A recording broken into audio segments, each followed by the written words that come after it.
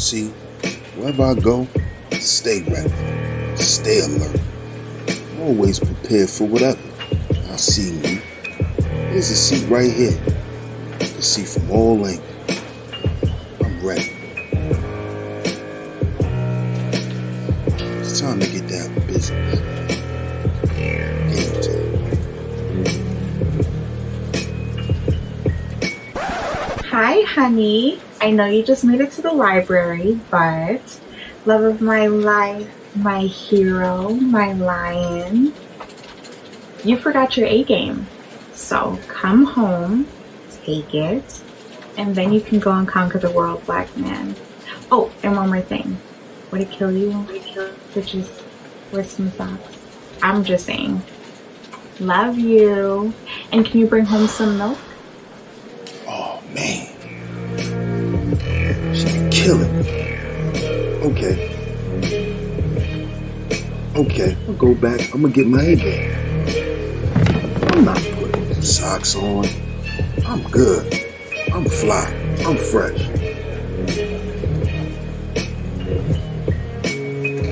I'm gonna stop at 7-Eleven and get some milk.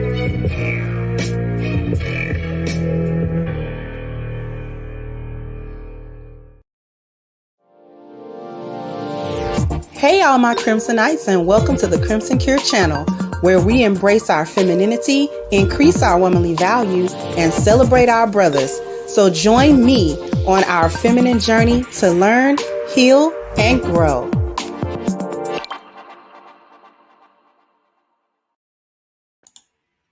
Hello everybody. How is everybody doing today? We have got a special guest. Everybody should be familiar with my guest, Jessica X. Hi, go ahead and introduce yourself, because I don't know if all of my subscribers are familiar with you. So you can go ahead and introduce yourself, tell everybody just a little bit about yourself and your channel. Okay, so my name is Jessica. I am, as you just heard, a content creator. My content is mainly centered around what we can do to improve the Black community and society as a whole. It is a pleasure, an absolute pleasure to be here with Kendra. I look at Kendra as honestly a pioneer in this space, and when it comes to the wisdom and the knowledge that is passed through, she is at the top. She is at the top. So I'm so excited to be here. I'm going to be learning. It's going to be an engaging conversation. And yeah, I hope you guys enjoy it as much as I'm going to. All right. So, what we are going to be talking about today is why Black women are always single. And we're going to be talking about this from several different aspects that are deeper and different than what anybody else has talked about that in this space, because this is not a new topic on its face, but we're going to be talking about it from a different way. But before we get into that, I just want to say this right out of the gate. I am ecstatic to be doing a show with you, Jessica, because I know that we've been in this space. I've been in this space longer than you, right? But you've been here for a little minute now. And we've never actually had any collaboration at all between us in the content creation. And there was at some point, some of my subscribers may or may not be aware that there was at some point, I guess a desire of some people to see me and Jessica sort of go at it or whatever the case may have been. And it just was not anything that I was interested in doing, because Jessica hadn't done anything to me. So, I guess they were looking for us to butt heads because she was up and coming in the manosphere as a female content creator. But we're trying to build a sisterhood. At least that's my opinion of these collaborations, not only just with Jessica, but with the other women that are in and around this manosphere space that are like-minded. The Danica Marie, shout out to Danica, shout out to Chantel Simone, Shay Charday, and the other ladies that are in this space that are speaking up and who are like-minded in their content. So before I go any further, and just in front of everybody, I want to, I guess, say an apology to you, Jessica, if there was at any time you felt that maybe I had something against you or there was anything like that. I just want to put that out there publicly. I never had nothing against you. There was never anything. And so I'm happy to be collaborating with you today. Yeah, no, I've never, I've never taken anything personally. And I think sometimes there can be that energy of people want to see the ladies go at it. But I think both of us here in this space on YouTube, we have a bigger purpose. We have a bigger purpose than, going at each other for no reason, because there is no reason for us to go at each other, And if anything, I sincerely mean this when I say I look up to you and what you can do as a content creator. And as I said earlier, the wisdom that you have, the knowledge that you have, the way that you approach topics in a way that nobody else does. You are unique in what you do. You have a mindset that is unique. And I'm here today to learn because I can only learn from you because you are so wise with what you do. But it's a pleasure for me to be here. There is absolutely no hard feelings. I'm actually looking forward to this. I think it's going to be a great show. I'm looking forward to it. And I appreciate it. I appreciate that. And I definitely want to say, because you have been through the fire in this space a little bit. I'm going to wrap this up. I'm not going to keep going on this strain. But you've been through the fire a little bit. And I actually admire the way you handled that. Because I've watched from a distance the way you've handled that. Kind of classy, really. Because I don't know if anybody thinks, because I'm going to say this and lead into what we're talking about today. Because there are some people who didn't think that Jessica had the right to speak on what Black women in America were going through because she's not in America. She's in the UK. And I've never had that thought because the colonialization has happened worldwide. So what we're going through here in America, we may have a little bit different experience because there's a bit of differences in culture and things of that nature. But when we talk about the ills of the Black community in a worldwide way, the ills of feminism, the ills that are going on with women and particularly Black women, whether it's here in the States or across the pond in the UK, we're dealing with the same thing, essentially. So I never thought that that's silly. I think people should open their minds as to the broad scope of what we're really dealing with, both here and abroad, as Black people or as people of the diaspora, whichever however anyone wants to address that. So if you have anything to say, you can, and then we can jump right into this article because we got some fire for y'all today. Yeah, because there has been that criticism that I'm not American, you don't understand what we're going through. But intrinsically, the attack on the Black family unit, the Black community as a whole, is seen the same way all across the Western world. So it's seen here.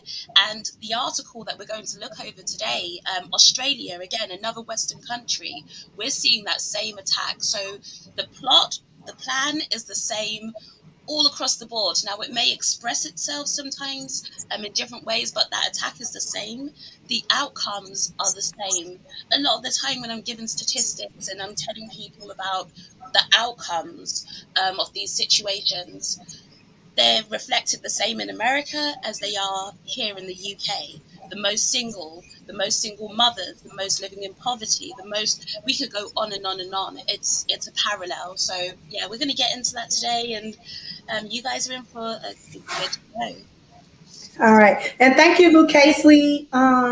She says, generally, those who do not agree with a different perspective bring up that point when they have nothing else to say. We're trying to learn best practices from all cultures, definitely.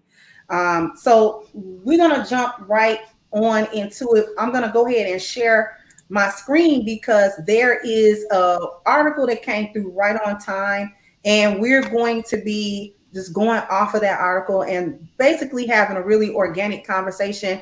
It may go over an hour. It depends on how the conversation goes. So I want to let my viewers know we probably gonna hold you hostage more than an hour. So let me go ahead and share the screen so that we can take a look at this article. Okay. So this is actually an article coming from Psychology Today in Australia. Okay. And it's not a super long article, but probably not going to read it all the way through. So it says the strategic singlehood of Black women.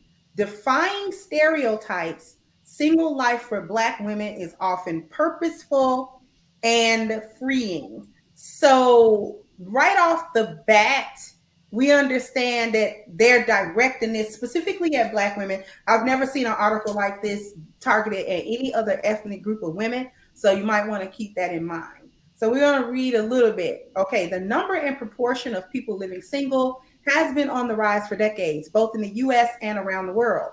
In the US, the proportion of Black women who are not married is higher than for Latinas, whites, or Asian American women. If you were to guess why so many Black women in the US were not married, what would you say? If you pointed to rates of incarceration and mortality for Black men, or if you said that Black women earn more college degrees than Black men, you would be citing the kinds of factors that most often get discussed by social science researchers and opinion writers. And those factors are not irrelevant, but they leave out something important. What Wayne State University assistant professor Jessica D. Moorman describes as Black women's agency in their single status. Black women are not just pushed by external forces.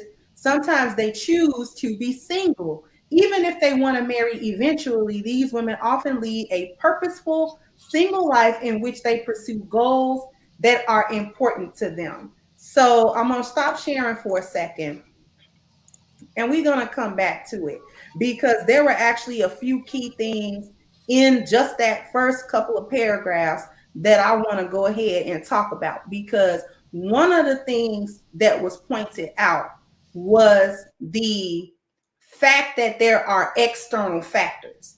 The issue with incarceration of Black men, mortality of Black men, and that women earn more college degrees, right? Because we hear that in these social media spaces, these YouTube spaces, Twitter, Instagram, wherever you want to go, you'll hear a gaggle of Black women cite those particular things as to why she can't be married.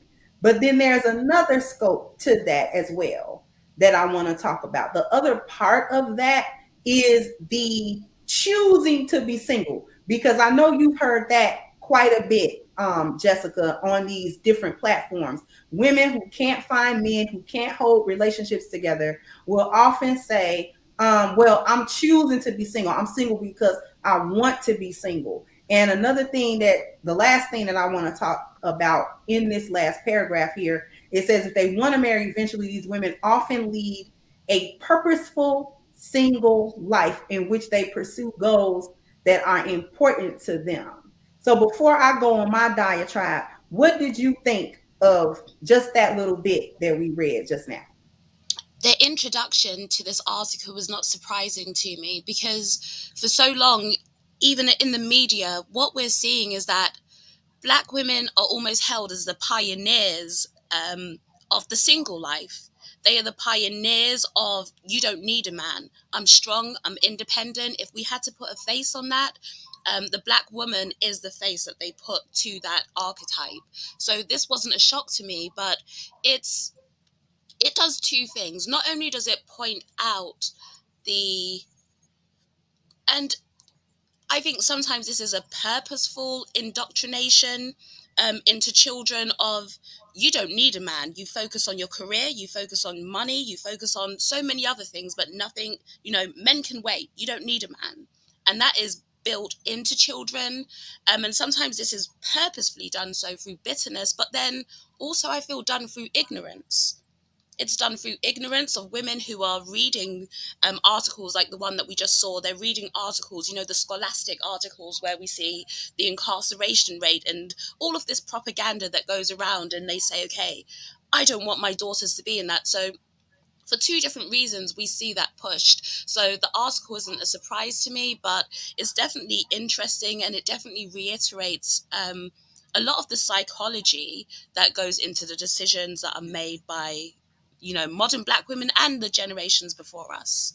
Mhm. I definitely agree with you. It's an indoctrination. I see the entire article, and I'm going to read it, but I see the entire article as championing Black women to stay dysfunctional, to deny, excuse me, her own biology, to deny her biological needs as a woman, um, in a way that other women have not been encouraged to do, to the extent that Black women have been specified in saying, you Black women, you should do this. Because I agree with what you said, that if we had to put a face on I don't need a man, it would have to be a Black woman's face. And culturally, we see that Harlem is a new show, and it's filled with what? It's a Black female led cast. It's basically a Black Sex in the City, where the Black women are single, or they are in some type of dysfunctional or temporary types of relationships, where they're focusing on career, they're focusing on this other things other than what you need as a woman, and that inner fulfillment that you get as a woman being covered in a meaningful, committed relationship. Other women are not being targeted like this. I see no equivalent. When we look at these television shows, we look at Harlem is One, we look at P Valley, we look at all of these other shows, even back in the 90s, Living Single, that was all Black women. And I don't know if you're familiar with that, because that was a US syndicated show. But in the 90s, that's where, it was Queen Latifah and a couple of other ladies that were there, and they were all Black women, and they were all single, and they were shown to be living their lives, you know what I'm saying, in this fulfilling type of way, because it talked about women having agency, as if being married takes a woman's agency away from her. It's like it's being presented to Black women as a bad thing to share her life with her husband and with her family. And that's the problem that I'm having with it. Yeah, because and even the language that's used in the article, so they said that they're leading these purposeful, free lives, and so there's always this notion of them romanticizing, making it seem very idealistic, this single life. The single life is always, free, you're unrestricted, you get to do what you want, you're having fun. And then we look at the life, and as you correctly said, the life that actually fulfills your biological purpose, which is the family life, and that's restricting, that's you're held down, that's you have to cater to somebody else, that's you're not fulfilling your own needs. So when we're just looking at how those two different worlds are portrayed, there definitely is an agenda there. That agenda is definitely pushed and targeted most towards the Black community. All of the TV programs that you just named, there is even when we're looking at the modern day social media culture, right? So we're going to modern music, we're going to social media, Instagram, all of these places. Again, that is what's pushed towards Black women. And it's funny because I don't know if you want to discuss the biological side of it now, or do you want to wait a little bit? We get into it later. Let me read a little bit more of the article, because you Sure. are definitely, we read right here, because I want to reiterate a concept that I was introduced on this channel called Biocultiron. And I don't know if you're familiar with that, and I actually want to go over that. But we right here, Jessica, because the biological, we gotta talk about that. But let me say something about these super chats. I'm gonna read a little bit more of the article, and we definitely gonna hit that. Okay, just my 4 cents says, give me Section 8 food stamps, free medical, WIC, welfare, child support, all day to study, and I'll earn a PhD in record time. Thank you, Philip J. So we're going to go ahead. I'm going to share my screen again. We're going to read a little bit more, and then we're going to get into it.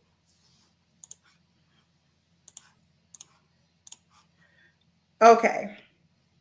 So if we continue, Moorman conducted in-depth interviews with 24 Black women from Detroit, ages 25 to 46, who either had never married, which was 17 of them, so the majority, were divorced, which was 6 of them, or were widowed, which was only 1 of them. To me, that's significant, but I'm not going to sidetrack. I'm going to keep going. 7 had children, and another 12 were actively involved in children's lives.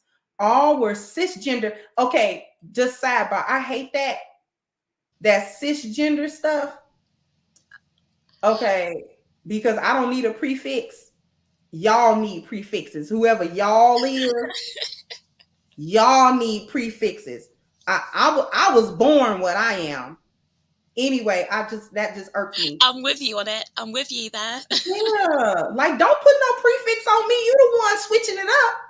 Anyway, none were cohabitating with a romantic partner. The findings were reported in Socializing Singlehood, Personal, Interpersonal, and Social Cultural Factors Shaping Black Women's Single Lives. See, I wish sisters understood the attack. Okay, singlehood on their own terms. I'll read a little bit more. For many of the Black women Moorman interviewed, their single lives were intentional and beneficial. Singlehood is and of itself a strategy for managing one's broader life goals and responsibilities, one that afforded participants more control over their time, resources, and relationships to men. Now, see, I'm going to stop it right there because that is extremely important.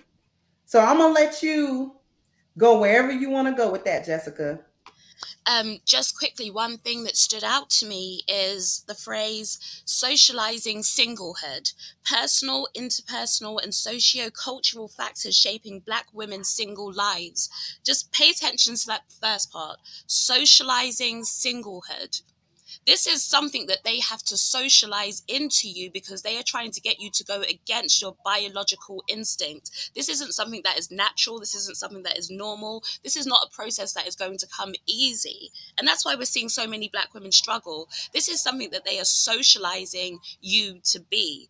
There is a purposeful agenda to change how you are meant to be, to change what would fulfill you, to give you another purpose. And now whatever that agenda is behind it, we can say it's a purposeful agenda to hold back the Black community.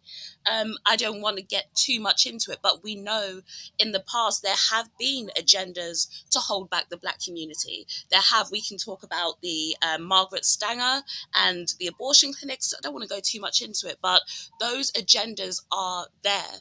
And they are telling you to your face that this is an agenda. We are socializing you to go against your biological imperative and your biological instinct. So that part was just screaming at me right there. Exactly.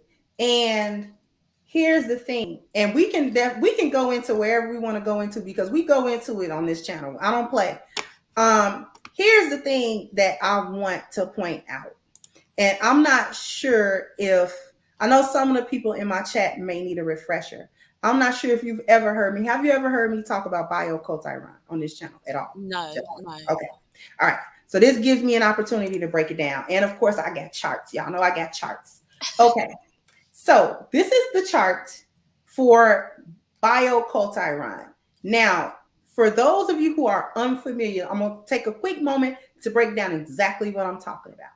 Biocultiron is a transformative process, but it is combined and it is comprised of 3 areas of living. First of all, the biology, okay? The biology of a person. The biology of a person is, it's the way they think, it's the way they look, it's their physical body, it's their belief systems, it's their moral codes, it's everything to do with a person, the personal person, from their DNA all the way up to their spirituality and the way they think and the way that they relate to one another and themselves. That's the biology. A person's or a group of people's biology will dictate then their culture. They will set a culture that is helpful and supportive of their biology. Okay. Now, culture is comprised of media, influences, television, radio, music, and in this day and age, social media, the news, all of these outlets where we receive cues about our culture, right? It's society at large, it's the influences, it's the energy, it's the language, it's the ethics, it's the social contracts, all of that sort of thing. And then we move over to environment. So a group of people's biology, they will set a culture that supports their biology, and then they will set an environment that supports their culture and their biology. And the environment is typically comprised of the institutions, the legal institutions, the educational institutions, the infrastructure of a society, banking, schools, all of that sort of thing, the law of the land, the legality. That's the environment. Now, when we want to change the direction of a group of people or change their value system, what is called a biocultiron, and shout out to Dr. Spencer Holman because this is his term and his concept. A biocultiron is an event that changes biology, culture, and environment at the same time in one generation. Okay. So that is the transformation. So when I read the definition of biocultiron, and I'm not trying to put nobody to sleep, but I'm saying this for a reason because I'm going to actually start talking about this other stuff. The biocultiron is the trifecta, the achievement of the synergistic effect between biology, culture, and environment as they simultaneously interact to produce the energy needed for a transformation, regardless of the outcome being good or bad. Okay, so that was a real quick breakdown, real quick, because I got a whole series for those of you who are wondering. I got a whole series of the Biocultiron series. So if you want a more thorough breakdown, just hit that. Somebody, one of my mods, can put the link to that playlist in the chat. But the reason why I wanted to say what that was is because that's the agenda that Jessica is alluding to and that all of us understand on an intrinsic level, but may not have the terminology for. And I know I'm talking a lot, but I'm going to shut up in just a second because we're going to have to go to a commercial break. But the reason why I'm saying that is because this article and what they're talking about is a biological and cultural attack on Black women to get us to not see to our biology and to influence us through culture, through cultural practices. Okay, so with that being said, I know you probably got a lot to say, Jessica, but I'm going to hit this commercial and then we're going to be back. And I know my likes is down. I don't even got to look at them. I know the lights got to be up. So hit the like button and we will be right back.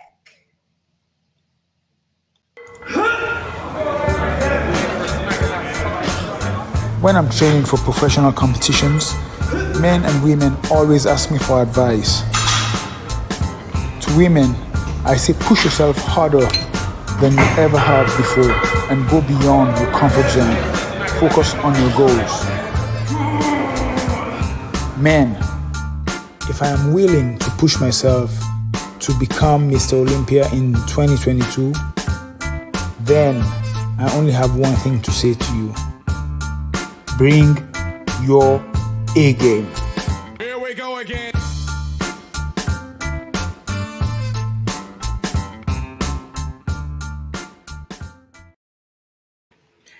All right, so we are back and somebody put the link to Jessica's channel in the chat room, and I am going to need at minimum 50 to 100 people to go over there and subscribe to her ASAP. Go ahead and subscribe to Jessica X's channel. One of my mods, please go ahead and link her channel into the chat. All right, so I said a mouthful before we left for a commercial break. So you can kick us off, Jessica, however you want to take that. You want to take that to the biology, be my guest. Yeah, that was actually super interesting because it's like you say, we recognize these things, but we don't actually have a system that's so clear the way that you form that, or Dr. Spencer formed that. Um, that actually just puts it into perspective for us. So you have the biological, the cultural, and the environment. So the way I'm seeing it is the biological is influenced by the culture, which then shapes the environment. So if we're looking at it on the different sides of this is my perspective of it. You cannot have an effective environment or a healthy culture if you are not fulfilling your biological needs. And now we can all understand this in its most basic form. If we don't eat, guess what? Our body starts to, we get hungry, we feel pain, and eventually you're going to get sick. If you don't drink, if you don't breathe, we understand these very basic biological needs. But then let's get into the deeper biological needs. Okay, so we're getting into how just men and women are built differently. So, what the environment and the culture is trying to push onto women is a biological instinct that sustains men. So men and women, we're built differently, okay? Even if we want to take it to culture is pushing career on women. As the article stated, the girls are taught from the time that they're young, get your education, get your career, get your Right. money. And now this isn't, I'm not trying to disincentivize women from having careers or being in the workplace. That's not what I'm trying to do, but just understand the biological differences in that a man can actually experience a lot more stress than women. Men thrive naturally more in the workplace because of their chemical and hormonal composition. Now, women, we thrive. This is why we have estrogen. This is why we have all of our female hormones, because we thrive in nurturing and family situations. That actually gives Right. us a sense of fulfillment. Your hormones that are being released are fulfilling their purpose, and therefore you start to feel good. Now, what you're going to see is that if you are not fulfilling your biological purpose, for women that's having children, having a family, that is going to have a knock-on effect either physically or mentally. And I don't think that it's any surprise that as we see Black women move further away from that family biological purpose, mental health amongst Black women is in the Exactly. absolute gutter. They're not thriving. It's showing in their health, it's showing in their body. Why? Because your biological purpose isn't fulfilled. So just understand the importance of that. People will shoo it away and just be like, oh, that's, you want to go back to the 1950s. No, this is biology. This is what's going to help you lead a fulfilling life. So just that part, but then also the stress that is put on women from trying to maintain a lifestyle that you were not made to lead. You are not superwoman. You're not going to be able to have a family, a career, run the house, keep up with your girlfriends, go on holiday, do all of this stuff. You're not going to be able to maintain that lifestyle. A family life is built for a man and a woman. We both have our different purposes. We come together, and that's what actually um, creates the harmony that is needed. It's not a one-sided thing. A man can't do it on his own. A woman can't do it on his own. We are meant to come together for that purpose. And that's something that's being eradicated by modern culture. That felt like a Exactly. mouthful. I'm sorry, I didn't mean to ramble. Oh, no, no, no, no, no. I'm listen, because we got time today. So that was very beautifully put, because I think that the thing that we have to understand, and the thing that got lost with Black women, is before we can talk about single and married, what we're really talking about is the relationship, how we relate to one another, how we relate to ourselves, how we relate to men. We have now several generations of Black women that have zero idea what men do.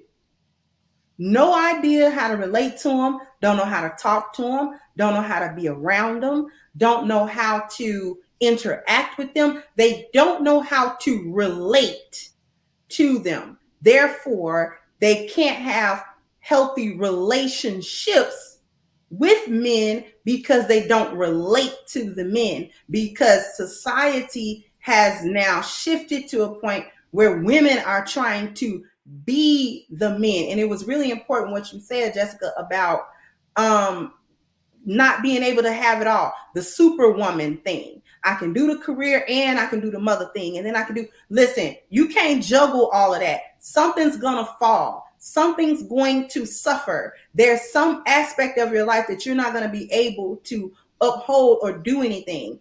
And another thing before we get back to the article, when we talking about single, we're also talking about women that are uncovered.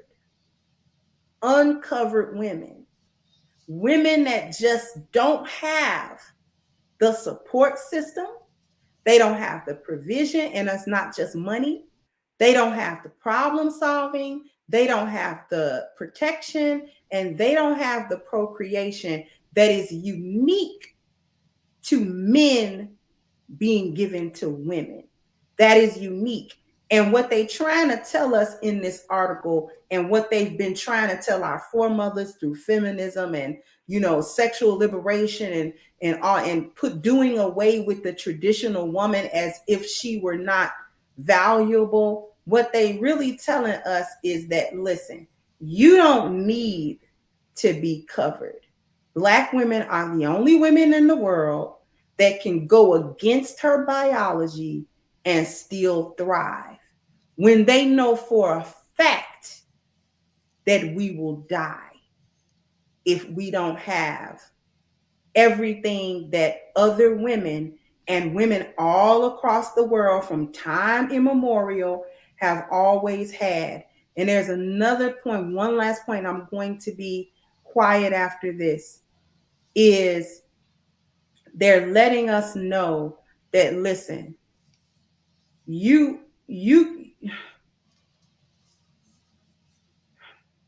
that not needing of a man, you got this, sis. You got it. You can survive. Your family can survive. And that these other alternative ways of living that you can do is better than the way that humankind have socialized since humans have been in the world. I think that's one of my biggest problems with articles like this, and the cultural messages that we receive as Black women, that, listen, you can live these alternative lifestyles and they better than what humankind have deemed to be okay for humans for millions of years. Because if these alternative lifestyles were better, why didn't our foremothers and ancestors do it this way? Why didn't they do it this way? You mean to tell me now we know something more than what they knew 100,000 years ago? No. We related to one another. We had family, we had relationships, we had family units. This is how we built our societies. This is how we did that. So I'm gonna be quiet. You can go, Jessica. I was air clapping the whole way through because there is so much truth in everything that you just said. We've had a system that has been in place for millions of years that has allowed us to get to the point that we are today. And you think all of a sudden you're going to flip that on its head and it's going to be successful? No. As you just said, there's a reason why that hasn't been done in history. And if you look at the cultures and civilizations who have tried to actually put that into place, they're no longer here today. They're no longer here today, but it's crazy because it's a cycle. So as you said, women no longer know how to relate to men. Women don't relate to men. They don't understand the purpose of having a man, the benefits of having a man. And that's because they don't relate. And that all starts in the home. A lot of women are growing up without a man in the home, so they can't relate to him. They can't relate to a man. They have no in-house image of what a man is meant to be. Therefore, it's almost like this distant person that they can't really understand. They only know what they're told by their mother, and then comes the indoctrination. A man is Exactly. nothing more than a wallet. And that's the mentality that's put into them. So it's either, if you're going to get a man, you go out and you seek a man that has money. And that's all women are prioritizing, just the money. And if that's not the message, it's go out and get your own money, hence the career and the education. So men are just broken down to just being walking wallets. Walking wallets. But then, as you say, they become uncovered because they can't relate to a man. They don't understand the true essence of what a man is. They're missing out on the protection. They're missing out on the leadership. They're missing out on the guidance. They're missing out on the companionship. They're missing out on all of those aspects of what a man brings to your life. So they're avoiding men because they don't understand the essence of a man. And it's crazy because I've spoken to women, I say women, but girls on my platform. And these are girls that are 18 years old, sometimes even younger. And they say, I don't want to be with a black man. I'd rather be single. I don't need a man. And it's because they're telling all of these stories, right? These horror stories. And I'm like, have you ever encountered this stuff in your life? And they say, no. Did you see your mother go through that? No. So what makes you think that this is what black men are like? Well, I heard through the media, and my mum told me, and my auntie told me, and this person told me, and my teacher at school. And this outside indoctrination is coming from all angles. It is the teachers, it is the family, it is the media. And it's shaping the minds of young people to follow this cycle that is going to lead to the destruction. And we see it in the outcomes of the black community already. We're in the midst of the destruction of the black community. Yes. Thank you. Thank you for saying that. And I've said that before. We're living in the failure of feminism. Like, we're living in it. We're living in the failure of a system that is designed really to destroy us. And we're buying it, and we keep buying it over and over again. We keep buying the same product, slightly repackaged every generation. This is why I did the video earlier about Tiffany Haddish.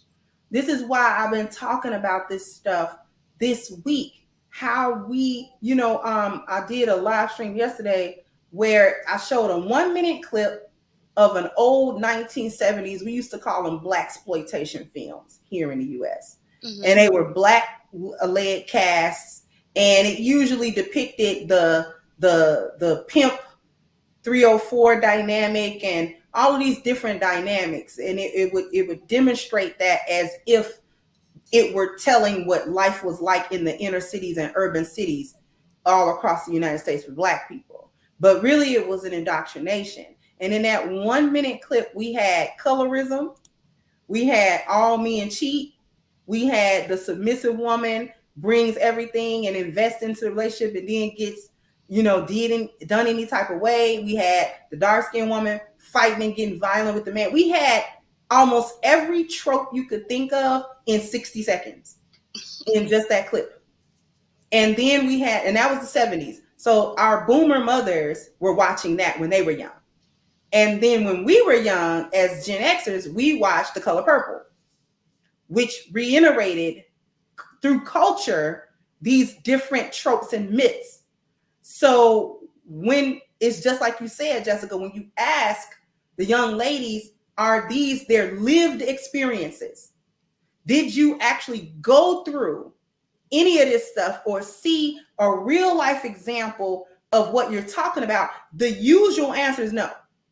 Mm-hmm. No, but I mean, they do it though. Like, I mean, men do be doing it though. And it's like, where did you get that? And we got it from the same place that this article comes from.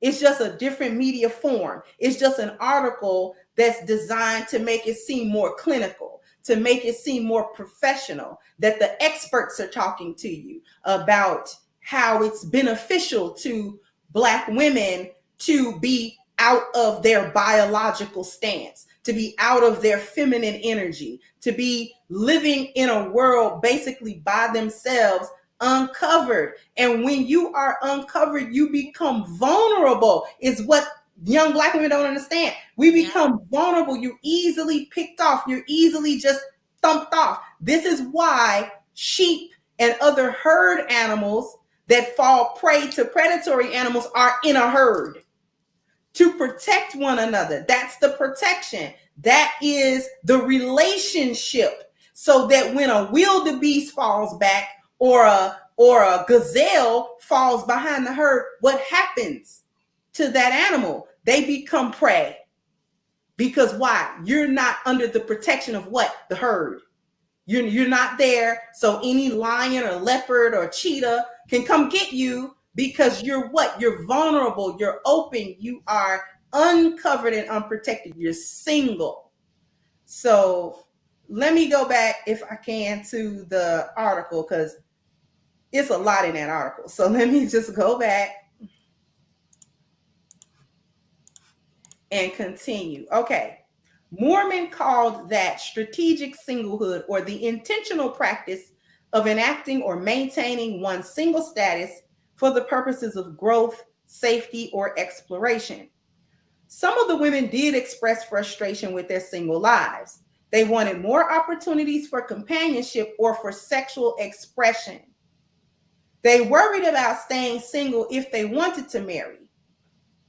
They also recognize that people who marry are rewarded with substantial social and economic benefits just for being married. Even the single women who liked being single were unhappy about that singleism.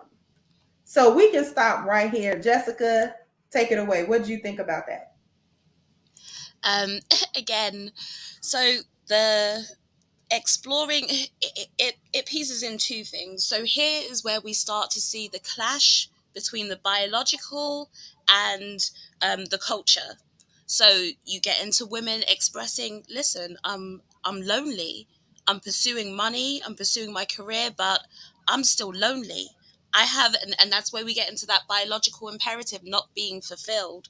So women aren't happy, let's make that clear. It links back to what I was saying earlier about the poor mental health.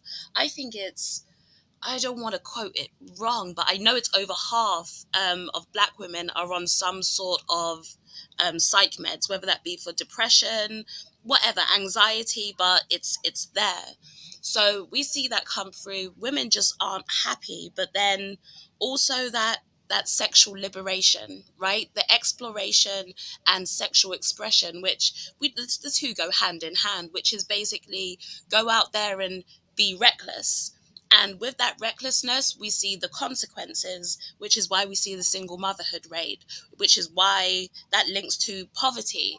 There are knock on effects of each of all of these things. But this article, despite it being somewhat scholarly, right, because it's studies and whatnot, they're not going into that part.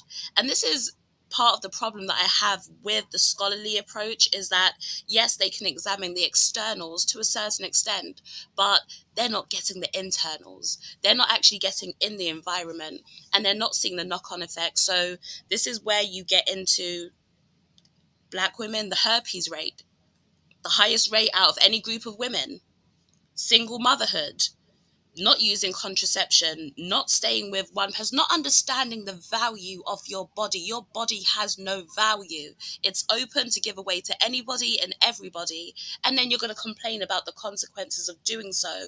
What we really need to do is teach the importance of valuing your body, valuing the connection with a man. Because like I said, this all relates to each other. It all links in. Women can't relate to men. Therefore, if you can't relate to men, you don't understand the importance of giving your body up to a man. You don't understand the consequences of, let's just, being a ran through. Because that has a knock on your mental health as well. If you're a ran through, nobody's stuck with you. All of this stuff, it all links to each other, and it's a chain reaction. And I would have, if this article really had the best intentions, they would have gone into that part, and they've just completely ignored it. This is about boosting up singleism, as they call it. All of these isms is about boosting up singleism, and actually what's the word that I could use? Just underplaying the importance of family and men. This is basically to say men do not matter.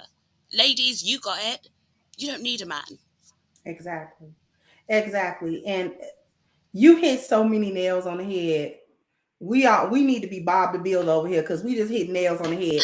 Because the boost up and saying, you're right. Let me speak to this. you talked about the clash between the cultural, social engineering part and the biological part. Because the biological part is saying, I'm lonely though, right? I'm getting older. And see, this is why I talk to the young women, because I'm in my 40s. Okay. When y'all are like 19, early 20s, it seems endless the amount of men that are going to come to you. And you might get the idea that this is never going to stop, that this is always going to be like that. I'm telling you now, it doesn't do that. It stops as you get older. And I was one that was married and then widowed, but the uncovering is the uncovering. I got widowed at 40. So this has been difficult to have actually been covered all that time and then been single in this amount of time. It's not easy. And I don't know how women manage to do this for all of their adult life. Now I understand how it could drive you crazy. Okay, that it drives you crazy because as I get older, it's like I don't want to do certain things anymore. I'm not young anymore. I'm not 20 anymore. I don't want to carry certain things. I complain all the time. If anybody could ask my sister, like I'll go to the store and not buy certain stuff because I don't want to bring it upstairs because I don't want to carry it, because for 20 years I had a man that did that. And I'm not reducing him down to his, brawn, but I'm saying these are the things that become important as you become an older woman. And although I love my sister and she loves me, it's not the same. She can't cover me. She can't give me the type of love and affection and companionship and support that a husband would give me. She can't do it. No matter how much we love each other, it's a sisterly love. Mm-hmm. And your mama can't do it because that's your mama. And whether you have a good relationship with your mom or not, she can't take the place of what you get with a husband. It's just not possible. It's just not possible. And what you talked about, Jessica, about not valuing, because we can't relate to the men, she doesn't value her sexual being. It's a free-for-all, the ran through, the sea carousel that I'm gonna be on. She wants all of this sexual expression and all of that without realizing, see, when you're young and you're cute and the dudes are lined up, you don't have the same thought about that as when you start hitting your 30s, start hitting your 40s. And then it's like, but I'm empty, because each sexual transaction, when it's not committed, when there's no emotional connection, when there's no committed relationship around that, where you're getting all these other things aside from the sexual satisfaction, that takes from a woman. It doesn't give to her. She becomes an empty or a broken vessel. And this is what I talk about, young ladies, when I talk about valuable women. And we're going to get back, but I got another chart. This is what we're talking about. This is what Jessica's talking about and what I'm talking about. Having your internal value intact as a young woman and not waiting until you've spent that value and now getting older, and then you want some man to come see value in you, a value that you don't see in yourself and that you never cultivated. This is why I talk about your personal market value. That's who you are as a person. Too many of y'all, like I said, are scammers, schemers, and manipulators and liars. So you're not good people. Then your belonging market value, your reputation is bad. Don't nobody like you. Nobody even messes with you. Your friendship market value, all your friends are just as scummy as you are. Your sexual market values ran in the dirt because, again, you're the run through. You don't mind giving yourself up because you don't know how to relate to a man other than sexually. Some of y'all don't know it's a difference between masculine sex and feminine sex for a woman, but that's another show. And then your marriage market value is in the toilet. So we trying to hook y'all up with myself, Jessica's channel, Danika's channel, and these other ladies, Chantel's channel. We're trying to help you understand why the hot girl summer is not it. Why the living single until you in your 40s and you tired is not it. Too many things get taken from you. The psychological wear and tear, the depression. Because if you're a woman that has never been chosen, they like to laugh at pick me's, but if you're a woman that a man has never thought to say, I want you, I want to cover you for the rest of my life and the rest of your life, what you start getting is, I'm not worth much. All of these men just want me for sex. But which man wants to love me? Which man wants to have an emotional connection with me? I have children by men that either the relationship was toxic or we didn't have a relationship at all. So it's like I got the kid, but I still don't got the man. And any woman that's running around here telling you that it's okay and that she good and that she was living her best life is a liar. You should run from her because she's just trying to ruin you to live the stupid life she lived so she won't be by herself because misery love company. I'm gonna be quiet because I know I can keep going. Misery loves company. It really does. And you see women pass this on to women, other women, because like you said, they don't want to be alone. They don't want to be alone. They're already lonely, right? They know that their chances of actually having a fulfilling relationship are gone. It's gone. They're alone. So rather than have no company at all, they'll settle for the company of a woman, which is that friendship group. And that's why you see the gaggles of single women in like the programs earlier that you explained, the single life, because rather than be completely alone, you'd rather have, that group of women who can somewhat, to some extent, give you comfort. But it's spread from one generation to another. And that's the thing that I'm trying to get through to people that are in my age group, because they honestly believe that life is always going to be this way. You're always going to have options. Right now, life is on easy mode, okay? So you're able to go out. There are going to be plenty of men approaching you. You don't have to go out and pay for anything. Everything is provided for you. You're getting everything. That is not always going to last. Those options are not always going to last. It's not going to be there. It's just not. And they can't fathom a world where, okay, I'm not going to have this stuff in 20 years. They can't fathom it, but I tell them, look at the people around you. Look at your aunties. Look at just the older women that you have around you in your life and look at their options in comparison to yours. You will be her at some point. You are going to be her. You're going to be her age. That's a reflection of where you're going to be. And for some reason, women always have this, well, I'm going to be different. I'm not like that. I'm going to be the one that just, curves the rule. And no, you're not. You're going to be right there with everyone else. So while Mm-hmm. you can, while your value, your market value is still the best that it can be, go out there and secure that man. And then biologically, it's better to have children younger, you don't build up the resentment and the bitterness, because like you said, when it comes to the sexual liberation and exploring, not only are you an empty vessel, but if you are full, you're full of, you're jaded, you're full of bitterness, you're full of, because it's like, I've given sex, but I've got nothing in return, but you didn't offer anything more than sex to receive more in return. You can't expect, because so many women have this mentality that, listen, I'm a female, I have female body parts, all I have to bring is, that female body part, and he's going to do what he has to do. No, you have to bring more than that, because when you bring that to the table, okay, yeah, he'll engage, he will engage for a bit, Mm-hmm. but then because you are offering nothing more substantial, you don't receive anything more substantial than his body parts. It's like Exactly. just a transaction, but you're not, again, it goes back to the essence of a man. You're not receiving the full essence of him. You're receiving a part of him, right? A body part, but you're not getting the essence of him and what he provides. And Right. then women are frustrated at that.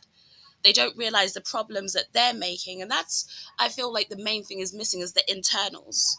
The internals, because they get angry at men and say, well, men aren't protecting me. Men aren't Mm-hmm. leading me. Men aren't doing all of these things. But are you putting yourself in a position to have that happen for you? Are you creating that environment that you want to see? And this is why, because I saw somebody saying earlier, is it too late? I don't think it's too late. I don't think it's too late to change the community. I don't. But we're going to have to see women making more of an effort and actually changing. I feel the change lies with women, and we need to Yes. keep doing what we're doing. Yes. The change definitely does lie with women, because I get that question a lot. Sometimes in a very honest manner and sometimes in a derisive manner. Why do you talk about women? Well, first of all, because in all of these generations, nobody talked about women. Nobody talked about how Black women contributed to where we are as a group of people, as a collective of people. And then, secondly, it's like you said, a lot of the change starts with us, and it starts with us because we are the ones that pass down culture, because we're the ones that raise children, because we're the ones that have the entire next generation in the palms of our hands. And if we don't do right by them, we're going to continue to fail and fall and falter and be at the bottom of every conceivable category in life, both individually and collectively as a group of people. Women have lost understanding of what the true power of femininity really is. It's not this masculine thing that women are trying to do, where I can go and get education and I can go and get money. And listen, nobody's saying don't go to school. Nobody's talking about women not being able to read, write, and count. Nobody's saying that. But at the same time, that is also a masculine pursuit. And if the men are doing a masculine pursuit and the women are doing a masculine pursuit, who's doing the feminine job? Who's doing that job? If we're both out doing the same thing, who's actually in charge of the children? Who's in charge of passing down the culture? Who's in charge of this stuff? Women have always been in charge of this stuff. And at some point in time, when we got into feminism and when we got a big head about it, and when the social economic world opened up for women, and when they started giving mobility opportunities to the Black women and holding Black men back for those same opportunities, and then Black women got a big head, somehow your femininity and your womanhood became beneath you. It was beneath Black women to actually raise their children to completion. It's not a feather in the cap anymore for a Black woman to have married young, had her children, stay with one man, raise those children successfully, and then now she's an empty nester. At my age, you're supposed to be empty nesting. Okay, your children are supposed to be getting ready to get out of the house, and then now you have your husband back with just you and him, and you and your husband can open a new chapter in your life where you're not parenting children in the house. That's the success of a woman. That is a woman's successful trajectory of life. It always has been. And it doesn't mean she can't do anything else, but that's supposed to be her primary goal. Just like a man's primary goal is to do these masculine pursuits. It's not his primary goal to be a stay-at-home dad. Like, that's not his primary. Can he do it if necessary? Sure. But then what happens to the mother? Who is fulfilling these feminine roles if everybody's trying to be masculine? Anyway, let me try to get back to this article if possible. Oh my goodness. Okay. It's true though. Masculine and masculine, it pushes each other away. It's like a magnet. When you put two sides of the same thing together, the south and the south of a magnet, it repels. Men want women, so they want your femininity. They want your feminine essence. They don't want you to be a career woman. They don't want the masculinity. If that was the case, we know what those type of men are. They're with other men. If a man is Exactly. attracted to women, he wants a woman. He wants you to be a woman. So many women think that they can improve their place in a dating market. And I know you want to get back to the article, so I'll just go very No. Go quickly. ahead. But they pursue these masculine pursuits, right? The career, the money, and they try and bring these things to elevate themselves in the dating market. Why? Because they're indoctrinated. So they go pursue the career, pursue the education, the money, and try and bring that to a man. But a masculine man, is not going to value those things. Not first and foremost, not primarily. Now he can say, okay, I like the fact that you set out to achieve something and you get it. I like that about you. I like that you're perseverant, whatever. But you cannot use your money or your education to replace your femininity. You cannot do that. I speak about it like, if you look at women as a cake, your femininity, your cooperation, your submissiveness, that's going to be like the flour and the eggs and the milk. Now, you could have your career as the icing on the cake, but no one wants to sit there and eat icing. You're going to get sick. No one wants to sit there and eat icing. You might dip your finger in it, take a lick, but you don't want to sit there and eat icing. Right. So you cannot have a cake without the fundamentals. You cannot be a woman, a valuable woman, without those fundamentals, which is your femininity, your cooperation, your submissiveness, your nurturing abilities. You cannot have that. So yeah, just quickly. Yeah. Man, you're going to have a ball with this next paragraph then. Okay. Purpose-driven single lives. I got a problem with that. If you're a woman and you single, this is before I even start reading. If you're a woman and you're single without any direction of a man, you're not fulfilling any purposes, ma'am. I'm sorry to bust our bubble, but women don't have programs. You know what women do? You know what we say is purposeful? I got a job. I'm paying my bills. I can buy my clothes. I can buy my shoes. I go out with my friends and stuff like that. That's not a purpose-driven life. That's just doing stuff to be self-sufficient because you're an adult. But that's not purpose. You're not doing those things to propel you to do a higher purpose or something else that's above that. That's what we really do. When women think that, my life, I'm really doing something with some structure. If I either have a job or have a little business, I make a little money, I pay my bills, and I, drive my little car, and I may live in a nice place. Baby, that is being an adult. Anyway, let me read. Single lives were often lives of freedom and security. Now that's capped because these same Black women that's single often talk, what do they want? Black men don't protect us, so you're not experiencing security.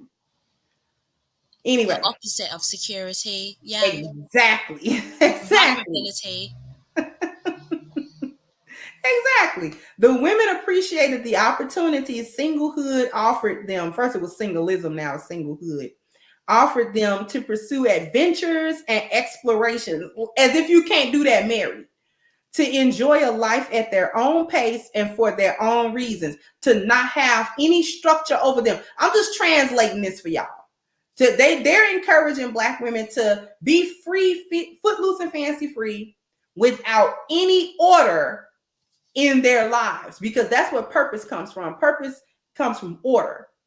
So anyway, for their own reasons, and this one's really important, to sidestep gendered responsibilities that eat up time, money, and autonomy.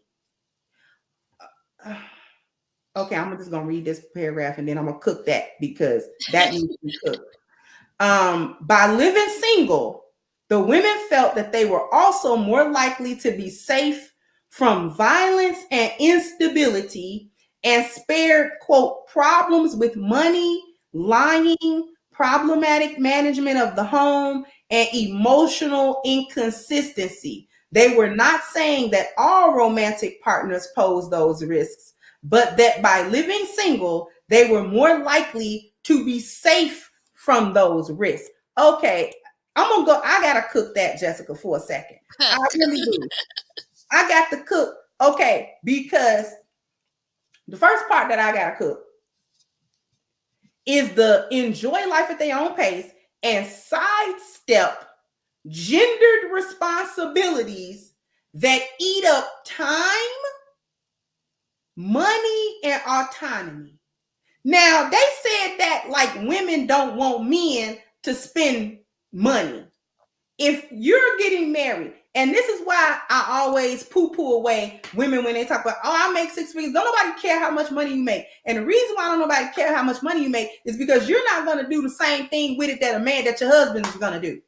If you make $150,000, you are not trying to get a man that make $30,000 and upgrade him and take care of him and take care of all the bills, all the expenses, all the trips, all the kids, all the clothes. You're not trying to do that, because if you think you got to do that with a man, there is a 3-letter word that they call men like that. What do they call them men? Who are the men? I don't know. I don't know that. Oh, yes, yes. Bum. That's what she gonna call him. He a bum. I don't know why he want me to pay for everything. I'm paying for everything. He living off of me. He's living off of me. Now, nobody says that as they try to sidestep gendered responsibilities. Nobody says, none of these women are saying, well, I'm living off of him. If I get a husband and he is providing financially for everything in this household, everything I need, everything he needs, everything the kids need, all of this sort of stuff, she never once thinks to herself, I'm living off of him. Man, I'm down bad because I'm living off this man. I'm a bum because no woman in the whole history of womanhood has ever thought that. Not one. I don't care if she deserved it, didn't deserve it, was a 304, was a wife type. I don't care who she was. She ain't never thought that. And for this article to sit there and say sidestep gender responsibilities that eat up time, of course it's time. Of course it's going to be money. Of course it's autonomy, because when you share your life with somebody, you have to actually consult with that person about what your next move is going to be. And therein lies the problem. Black women don't want no structure and no order. Again, I got another chart for it, and I'm going to let you cook in a minute, Jessica. But this is why they don't want SOS. When I talk about SOS, I mean system, order, and structure, which is what a man that they so-called want, a high value man, that's what he's gonna bring. He's going to bring system to her life. He's going to bring an order to her life, and he's going to bring structure to her life. And that means you no longer get to free willy all across the place. You actually have to consult with the person you sharing your life with about what you do with your life. But that's not a bad thing. They're putting it in this article as if, oh, that's a bad thing, so you better off single, because once you get married, that's the old ball and chain. I'm done. It's crazy because system, order, and structure, because all of these women are looking for these high value men, and your charts are amazing because they sum everything up perfectly. System, order, and structure is what's allowed him to become that high value man. That is what has allowed him to become successful. So you're telling him, because they want autonomy, right? They want autonomy, but at the same time, they want a man. The two don't go together. So you're asking him to give up the elements of success: system, order, and structure. The same things he's applied to his life to be successful, that he's gonna bring to your life to make your life successful. You're asking him to give them up. You're asking him to give up the elements of success. Do women understand how crazy that sounds? Give up everything that that's made you successful. That's basically what you're asking for. And then this is why I said that I am learning today. I'm learning because when they spoke about the money aspect, and I never thought of it like this, but you are correct. When you have a woman that says, I earn $150,000 a year, she never wants to bring that money into the relationship.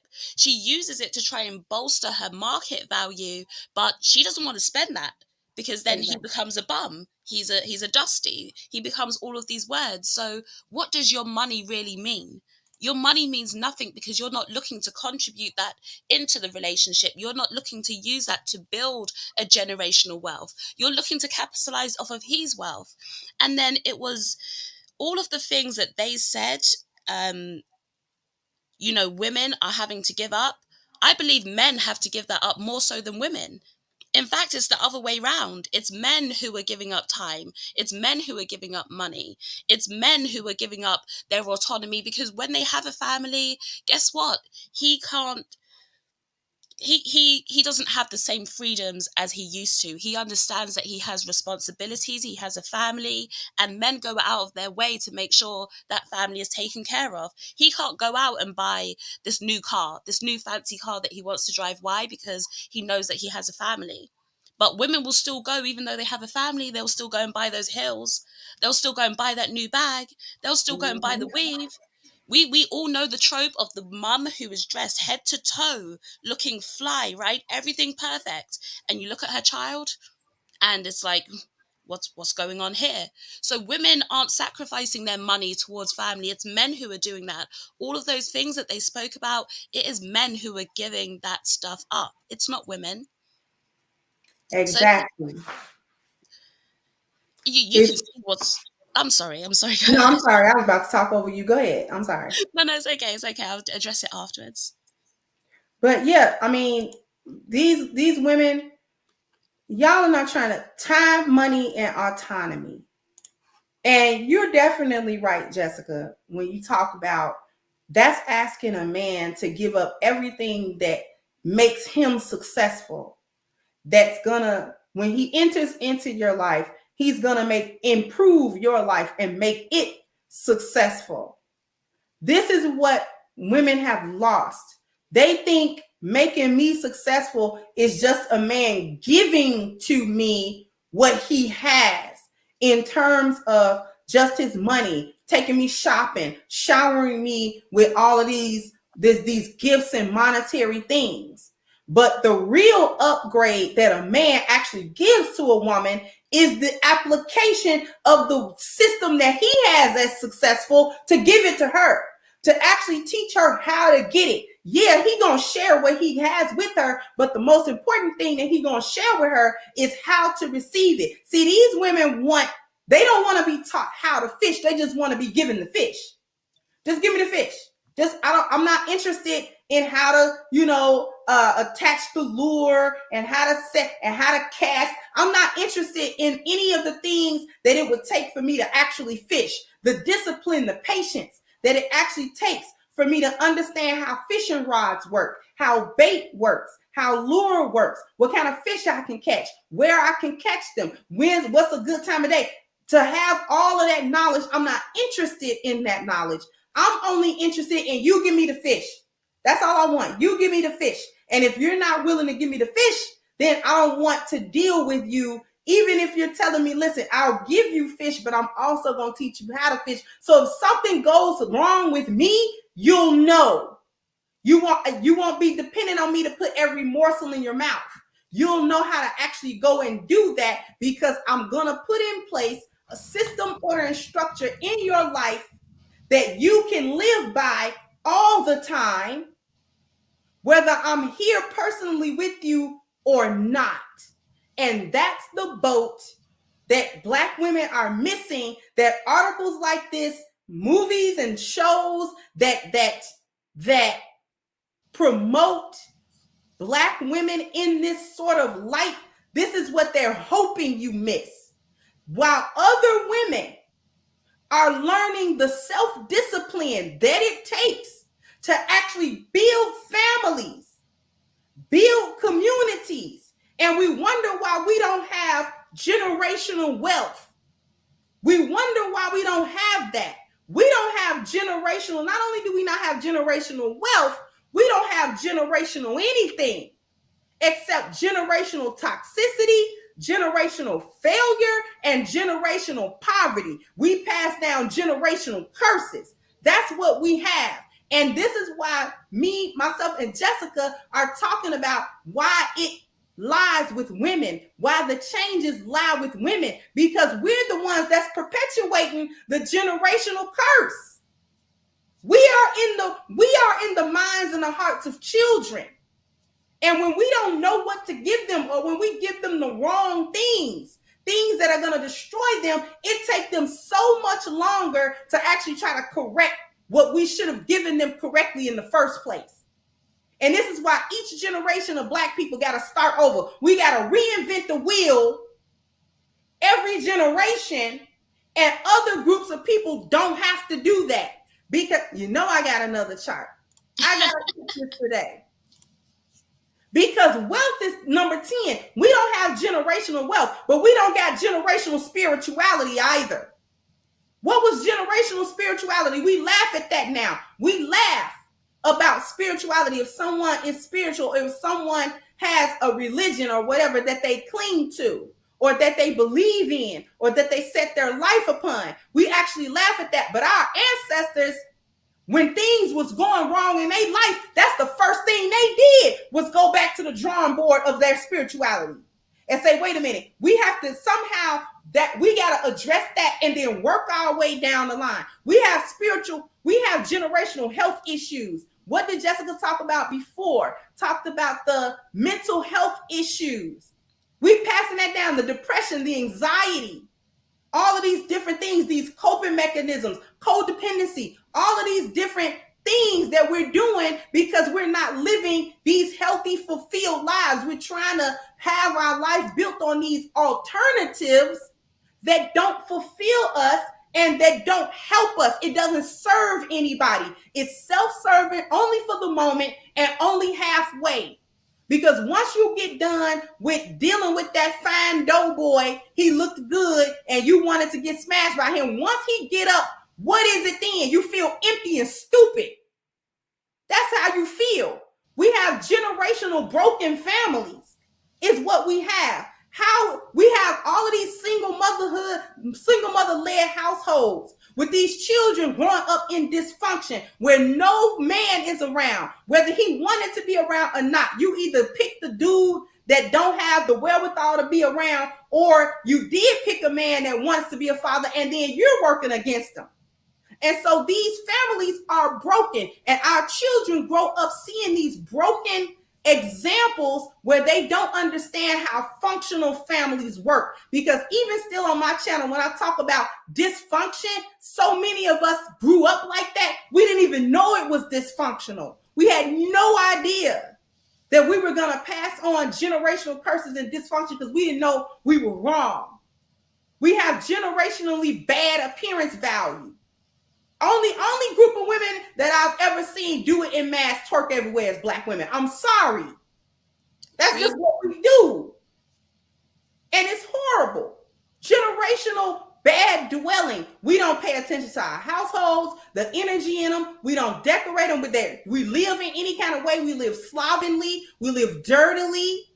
And we got roaches everywhere, or just living any old kind of way. Anybody can come in and out of it. We don't care about the safety and the security of it. This is what we pass down. This is what we're trying to get and correct with this type of dialogue that we're having today. The type of content I do, the type of content Jessica does on her channel. It's not about clicks and views and likes, but it's also about, more so, it's about the changing of the tide. Somebody has to speak out against this propaganda that we've been dwelling under for generations and still can't see how we're suffering. I'm sorry, Jessica, go ahead. Say what you got. No, that is absolutely the truth. Another one on that list, education. Education is pushed. It's backwards, right? Because education is pushed towards the girls. It's in that article. We've both heard it from women. I was pushed to go and get my education. I was told that education is everything. Meanwhile, if you look at the reading level of Black boys, so the education is being pushed to the girls while boys are being neglected education-wise. The boys are being neglected, and then you're neglecting your sons, and then you're asking for future leaders, but you're neglecting your son to turn him into that leader. That's why we're seeing a crisis, because, again, those articles, they'll touch on, Black male incarceration. Let's look at the root of that.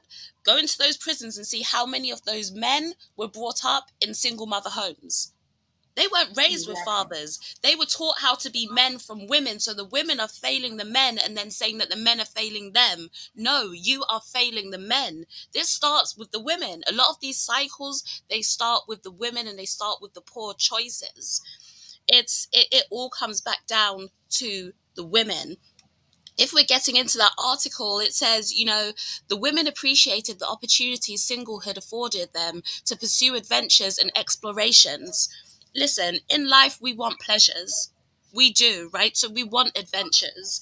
As you said earlier, you get to a certain age, you get to your 40s, you're empty nesting, and that's the time for you and your husband. Then you get your adventures. Then you get to explore. Then you two are going on holidays, you're going back out on date nights, you're doing all of these other things. You can fulfill those purposes.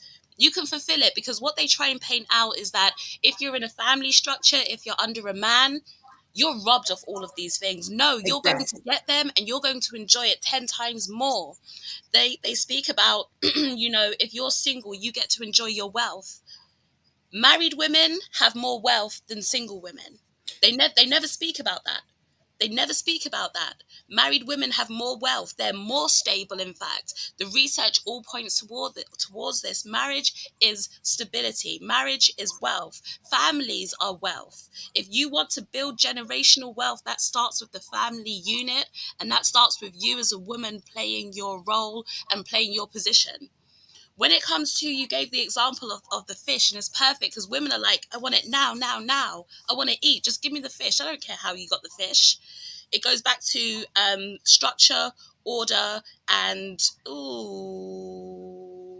the last chart that you pulled up, the SOS, structure, order, and systems. Yes. It goes back to that. Women don't want to fall under the structure, the order, or the systems. They don't want to know how you managed to catch that fish. They just want the fish right now. But then the woman is the teacher of the children. So if you're not willing to understand the system that created the success, how can you pass success on to your children? Instead, you're passing down trauma. You're passing down generational curses, because every generation of the Black community, as you said before, has to start over and over again. Nobody has that head start. In fact, you're held back because you have to break free from the chains that your mother has put you in. Your mother has burdened you with these chains, and the chains are the indoctrination. And now you have to break free from those chains, and then going to try and forge your way in this world. Black people are being held back, as opposed to even having any sort of type of generational wealth. If you look at the communities who are implementing generational wealth, who are able to have that family structure, look at where their marriage rates are. If we're looking at wealth, Asian men, look at where their marriage rates are. Look at where they are. We have to realize what's working and what's not working. It's about time that we break those chains. And that's why you're doing what you're doing. That's why I'm doing what we're doing, because we can sit back and we can look at this and say, listen, it's not working. Something has to give. Something has to change. Exactly. And that's really getting down to the bottom of it. It's not working. Ladies, me and you, it's not working, beloved. You've been running around here talking about, I don't need a man. It's not working. How is that working for your children? How did it work for you when that was what your mama was thinking? And they're actually going to say that in this article. Let me actually go back. I got 803 people in here. I hope I got 800 likes. I hope I do. Hit the like button, guys. Kendra is cooking. I see the fire in the chat. Hit the like button to show your appreciation. All right, so we're going to get back to this article real quick. All right, so the lives of single Black women were purposeful ones. Here they go back with that word again. You can have purpose without a man to provide purpose. And y'all don't want to hear that, but it's true. Anyway, they devoted the time they spent single to the pursuit of important life goals. As if you can't do this stuff married. And this is one of the problems I have with this article. They're presenting it as if these things, like you said, are mutually exclusive to marriage. You're robbed of the ability to pursue anything. Education.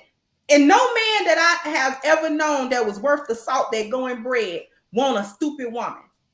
Right. So he wants you to have some type of education, because how a dumb woman gonna teach his kids anything? She's stupid. She don't know nothing. So what is she gonna teach the kids when he gone? He don't got time to teach them. So they gotta sit at her feet. And if she a whole idiot, then that's a problem in his whole household. So I ain't never met no man that wanted no dumb woman. One of the things that my husband has always said to me, he was like, one of the things that attracted me to you, aside from your physical beauty, was you're smart. You're intelligent. I like intelligent women. So men that are worth something, that's going somewhere in life, actually wants an intelligent woman that wants some type of education, because she can help him. She's not a dead weight. She can actually add her thoughts and insights and perspective to his, and it carries weight. It means something. Okay, travel. You can't do that with your husband. Them girls trips is not it, baby girl. And traveling to Greece and Rome by yourself is forever alone. Okay, women are not even really supposed to be traveling by themselves like that. Because why? You're uncovered. You're not protected. You become an easy target. When women are on their own, I would never travel out of this country by myself. Like, no, I'm not doing that. I don't care how bad I want to go to X, Y, and Z place. I'll see that place with the safety and cover, or I won't see that place. Y'all can travel married. It's more fun when you're married anyway. Wink, wink. Okay? Employment and entrepreneurship. Again, most men don't mind their wife working. And if he has a business that he owns, you're supposed to be working for him anyway. Not out there working for some other dude making his company rich. If you have a husband, and let's say your husband is running a business or something like that, your first employment is supposed to be with him. Baby, how can I help you? You know, or what do you need me to do? That's where the education come in at. Boop, knock it off. That's where the education come in at, y'all. Because if I have, you know what I'm saying, an accounting degree and he's running a business, guess who do his QuickBooks for him? Duh. So I help him. I'm able to support him. I'm able to do all of these things. These are not mutually exclusive things that you only can do when you're single and running around here getting ran through. Anyway, financial planning, money management, property ownership, all of that can be done. But then you got women that's got a problem with getting a husband, and I don't want him managing all the money. I need a side, bank account just for me that he don't know about. Like, why? Why are you with a man that you don't trust with the money in the first place? That's part of your problem. Anyway, emotional growth and self-discovery. That's what you were supposed to be doing as a young girl. You were supposed to be your mother and father, and that's where a lot of y'all mamas failed y'all at. She was supposed to be helping you with your emotional growth and self-discovery, so that by the time you hit your 20s and stuff like that, you had enough of wherewithal of who you were to actually be in a committed relationship, and you finished growing with that man. Don't nobody want you after you done hit 45. Girl, you ain't did no self-discovery. You been on the carousel. You ain't discovered yourself in the bed with a man that ain't none of your man. Anyway, and then spiritual growth, that was something that, again, that you were supposed to be doing as a young girl. That was something that was supposed to be taught to you in your childhood home. So you can have a spiritual foundation and a base. And then community involvement. Why would that be something that is excluded when you're married? This is something that should be going on. You and your husband should be involved within your community. So I found that list to be real dumb. Anyway, let me read a little bit more and then we can talk about it. The Black single women were targets of the same kinds of judgments familiar to so many others. Their sexuality was questioned, as was their maturity. They were asked to account for their single status, to explain what was supposedly wrong with them. If they had no kids, they were mocked for it. Do you know how to hold a baby? In other important ways, though, their experiences defied the standard cultural narrative. See, going against your biology, you defied it. Examples include the advice they receive, the systems of support they create, and what they take from popular culture. So I'm going to leave it right there, and Jessica, have at it. It's okay. So let's go on to the list. First of all, what you'll find is actually the most educated group of women. You guessed it, are the most married group of women. Asian women are the most educated, yet they're the most married. So marriage is not something that stops you from pursuing your education. And like you said, I meet very, very few men who say that they don't like a smart woman. Most men actually appreciate that aspect of a woman. Why? Because they know that woman is going to teach their child. She's going to be competent in the household. She can actually help him, and you become a stronger team together. So most men appreciate that. Education is not marriage is not a barrier to education. It's really not. Travel, like I said, and you said, you can do that with your husband. None of these things that they're listing are stopping you. Marriage, none of the things that they list, marriage doesn't stop you from achieving these things. Community involvement is only bolstered when you're married. Emotional growth and self-discovery, you do that when you're young. Financial planning and money management. Most women are horrendous with budgeting, financial planning. I'll call myself out here. I'm not the best budgeter. I'm not the best at finances. I know my flaws. I know my flaws, and that's why I can appreciate the leadership of a man, because he brings that structure and that planning and that organization into my life where, okay, this goes here, that goes there. You can't have money for this. It actually helps me. I understand that that's a flaw in my personality and it's something that he fixes, and therefore I become better. My situation becomes better. I'm more organized because of that leadership, because of that structure. But women miss that part out. A lot of us are bad financially. A lot of us are. So the fact that marriage only helps you with that. And then the article is contradictory because it says the black single women were targets of the same kind of judgments familiar to so many others. Their sexuality was questioned, as was their maturity. They were asked to account for their single status. But we know that the article also says that these women were told from when they were young that you don't need a man. So is it that they were told that you don't need a man, or is it that they're being questioned and judged? And then it's crazy that they say questioned and judged, because whenever anybody cares about you, whenever anybody actually has some honest critique to help you in your life, it's seen as a negative thing. It's seen as judgment. It's seen as bashing. No, if somebody says to me, Jessica, you're 26 now, you need to actually sit down, start having children, start having a family, that's not them bashing me. It's them understanding that there is a time limit on my fertility. There is a time limit on the amount of time that I have in order to do certain things. So if I know that I want an outcome and I have a time limit to do so, and they're telling me, listen, make it happen, they're helping me. That's not bashing. They're helping me. But all of this stuff turns into bashing. They'll tell me that I'm bashing women. They'll tell you that you're bashing women, when in fact we're actually trying to create a better life for them, a better community, better children, better outcomes overall. So it's the language that they're using. I think the purpose of this of this article and the fact that you found it is fantastic, because it shows the agenda. It shows what they're trying to do. They're demonizing men, they're demonizing marriage, and they're trying to, I don't want to say advertise, but promote singleism, singlehood. They definitely are here to promote women, and we can't say it enough, going against their own biology, their own self-interest. And it's targeted to Black women. And like someone said in a comment that I put up, I think it was one of the super chats, that article isn't an analysis, it's a justification. It's something for Black women to put and say, listen, there are studies and all that stuff that back up what we're saying, that we're okay single, we're fine. If they was okay single, Kevin Samuels would not have more than 1 million subscribers right now. If y'all was okay single, Kendra G's channel on Instagram wouldn't be blowing up every week, with y'all calling in wanting what? A man.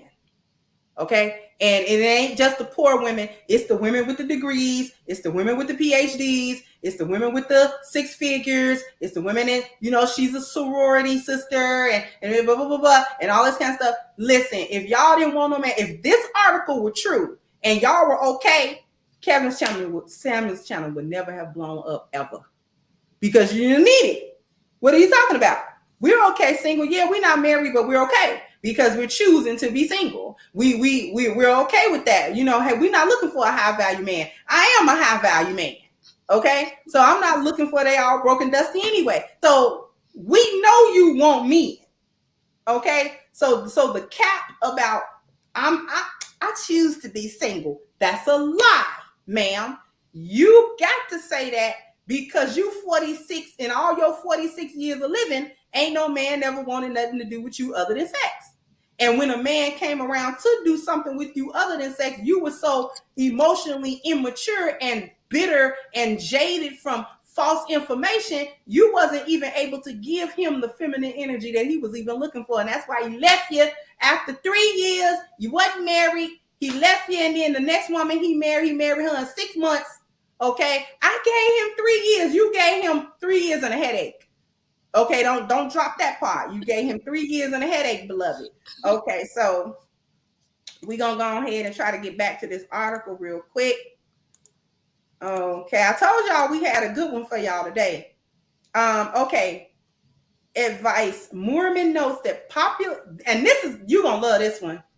Moorman notes that popular culture subjects single Black women to all manner of advice about how to get a man, because we know you want one. As for example, in Steve Harvey's Act Like a Lady, Think Like a Man, which I never read that book, but knowing Steve, that's a horrible book. And an excerpt said, but this type of advice was nearly absent from the current study. Rather, participants described receiving advice as girls and in adulthood, directing them to finish school, work, and establish financial security, all while avoiding men and relationships. Did we or did we not just say this? Like, they telling you to your face. In their description of the goals they were pursuing, the women showed that they were taking that advice seriously. They also reported giving similar advice to their friends and relatives and to the younger girls in their lives. I'm going to let you cook that one. Proof of the cycle. That right there is the cycle. It's the mother giving the advice to the daughter tells her daughter, it's the aunties, it's everyone around you who is saying men do not matter. This message is drilled into the heads of young Black women from the time that they're born. It's an indoctrination to actually turn them away from what biology tells them that they should want. It's an indoctrination system. And this here is proof of it. And I've spoken to women, so I know this exists. But then, despite that indoctrination that even this article is saying is there, guess what? They still want a man.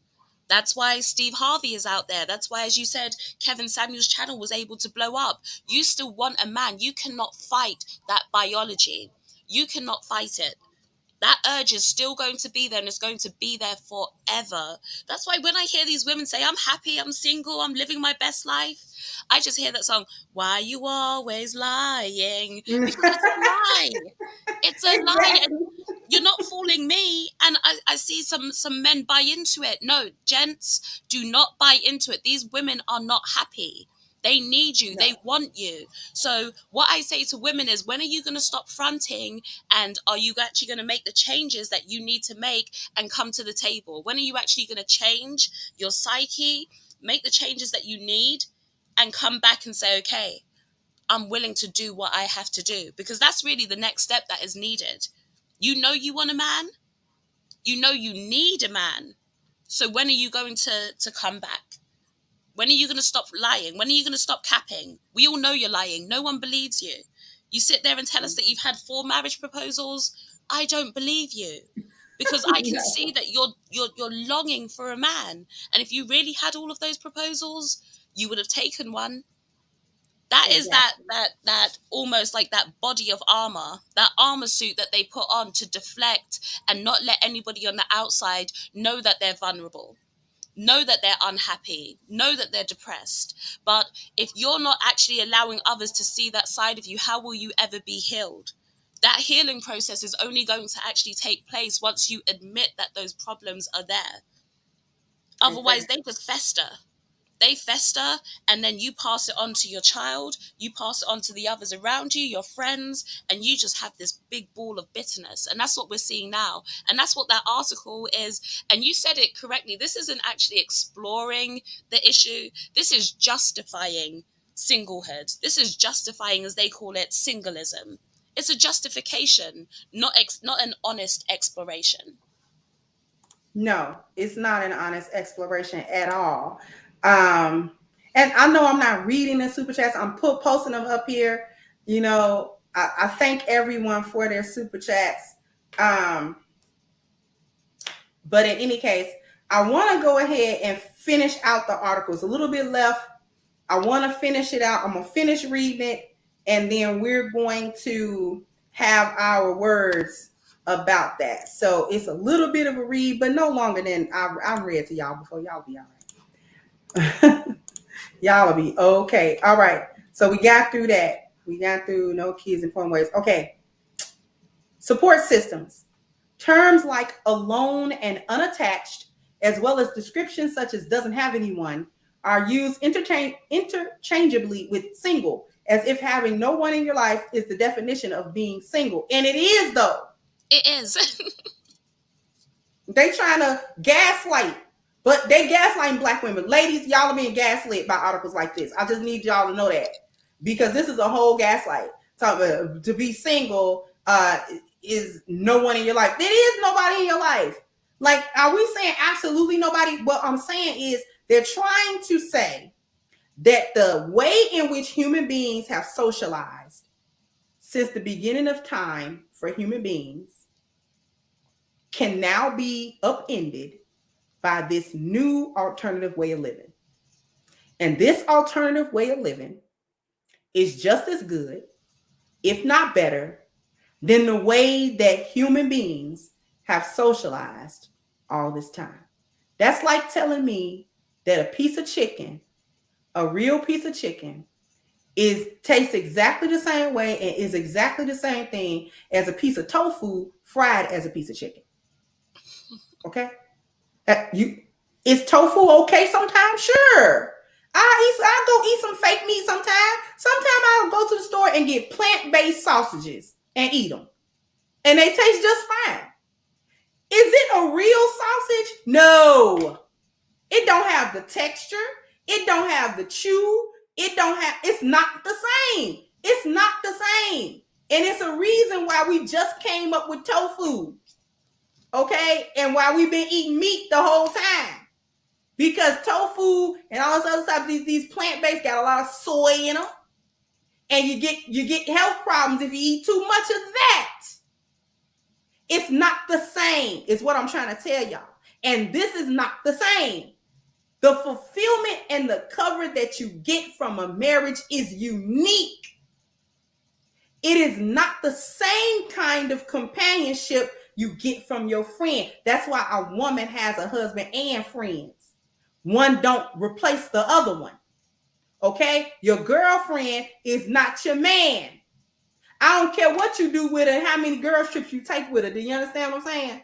Anyway, in fact, though, single people are in many ways more connected to other people than married or coupled people are, which is another lie. See, now they done got the line to you just flat out in this article. Scholars in the Black feminist tradition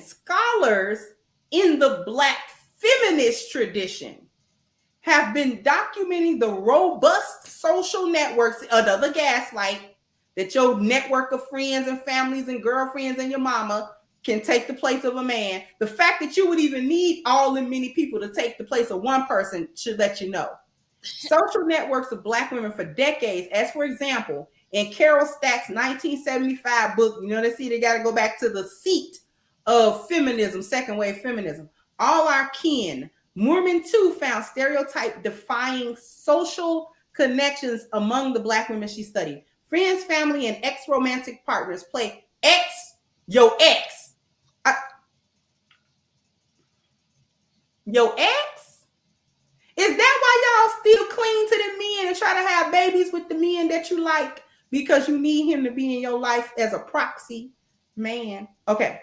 Friends, family, and ex-romantic partners played a critical role in the day-to-day lives of participants. Support varied and included assistance with money, support with chores in the home, help in times of illness, child care, aid in times of crisis, and help with transportation. I was going to finish this article, but you know what? I'm gonna let you have the floor with this cook. You got to see this cook. It's like you said, all of this network of people that you need to replace the role of one person. What one do you think is simpler? What is simpler? Creating this whole network around you to provide what one person can provide? That shows you the importance of that one person. That shows you what they're actually bringing to your life. The fact that you need five people to replace that one person, that right there should tell you everything that you need to know. And then it's funny that they talk about these support systems and how women are turning to other women for these support systems. And I don't think any of this is it, it's all rooted in each other, basically. The amount of women who are with other women, black lesbians, is at 25% are identifying as lesbian or bisexual. And I think a lot of women actually don't realize, speaking back to the feminism piece, the black feminism, a lot of these women are not heterosexual women. They're with other women. So you're learning about relationships with a man from a woman who does not even like men. How does that make sense? How does that make sense? You cannot learn how to appreciate a man from a woman who doesn't like men, who inherently does not like men. And then you're wondering why everything is so backwards. You're wondering why, despite all of this advice, you can't get a man, because the person that you're taking advice from does not like men. They don't want a man. They're pushing you towards a certain lifestyle choice. So it's no shock to me that with the rise of the black feminist movement, which is spearheaded by a certain group of people, we see black women actually taking up that role. They're going to other women, and then it doesn't work out with other women either. If we go and we look at the DV rates between Mm-hmm. women on women relationships, because this article touched on that, and they said that women are inherently safer, being single and having that woman support group around you, as opposed to you are being with a man. But DV rates are higher amongst women on women, black women on black women relationships than they are with a man. So where does that tell you that the problem, the DV problem, is coming from? It's something inherently in the behavior of the women. All of this is so messed up. I want people to be aware of who they're listening to, because I only came to this realization, probably it was actually the BLM movement that made me start looking into it. And I saw two of the women were with other women, and one of them was, I was like, oh, okay, one of them is married to a man, but the man was a woman who turned to a man. So those are the few people at the front of that movement. So I started looking more and more, and I was like, wow, this is a theme here. They're pushing that way of life onto women, and I have no shade, no anything towards that community, but we know that that is not a sustainable way of life for mainstream population. That is not going to be a sustainable life for the black community. It's not, because how are you going to build families in with those sort of relationships? And then we go into sperm donors, and that's almost what we're seeing in the black community today. We're not seeing families, we're seeing women essentially going out, getting sperm donors, becoming single mothers, raising those children alone, and then we see what happens. So all of Mm-hmm. this is interconnected. It's like a spider web, and the more I look into it, the more I'm seeing all of the connections, the agenda, and it's crazy. It's definitely crazy. I'm gonna finish. I'll try to finish out this article because oh boy, we'll be here another 4 hours because y'all is talking about support with money and chores and in the home. That's a husband. That would be a husband, y'all. I mean, when you marry, that's what you get.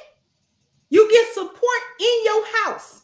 You get help with the kids. You get assistance with money. Sometimes your husband help you with chores. My husband wasn't completely averse to it. Just because I was the main one doing it don't mean he ain't never go in the kitchen and bust no sud. Just because I was the main one doing it didn't mean that when I was sick and his clothes need washing, he wouldn't go in there and wash the clothes. If I wasn't feeling well, I'm down and out 2-3 days. You mean to tell me he didn't go in there and go cook us something to eat? Okay, I was the main one doing it, but that didn't mean I didn't have help when I couldn't do it. And vice versa. When he was unable to do, I was the one that did. Because that is what a marriage is. That is the relationship.